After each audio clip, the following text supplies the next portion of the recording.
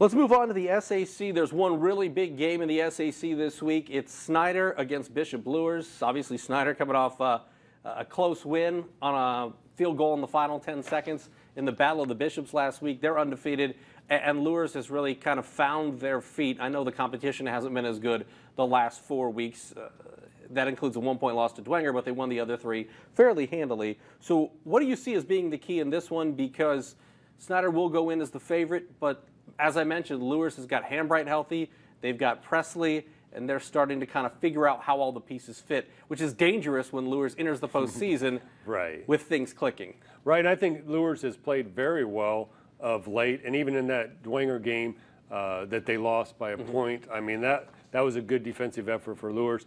But if you look at Snider and you look at these last 2 weeks where they've given up quite a bit of points, I think that's a concern for Snider. Can they get back on track as far as getting their defense to where it was earlier in the season, which I think is a key for them in the postseason. They've got to be able to hold people. I've seen Snider in person a handful of times this season, generally at the beginning of the game, and they got to go out with that killer mentality. They gave up a touchdown to go down early against Southside. They gave up a touchdown early to go down against Northrop.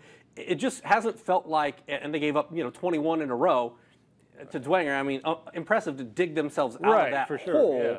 But you don't want to be down. Kurt Tittman will tell you, you don't want to be down 21 to the Saints at any point. So how do they, I don't know, kind of flip the switch and make sure they're coming out with kind of the killer mentality that we saw in week 1, that we saw in week 2 when they trounced Carroll? Because that's the kind of mentality you're going to need when you're facing these 6A teams, not just Homestead in the playoffs, but if they were to make a longer run, the Carmels of the world, the Ben Davises of the world. You can't get down like that early on. No, in fact, I think if you look at Snider, inconsistency to a degree, they're winning every game. They've won every game. Yes. Okay, that's the bottom line. You've won every game.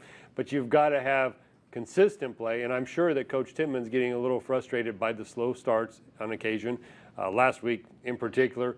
So you look at it, which way do you go? Do you look at the positive, which is the comeback and fighting your way back and getting back there? You have to look at that. I mean, that's where you build on. You build on the positives.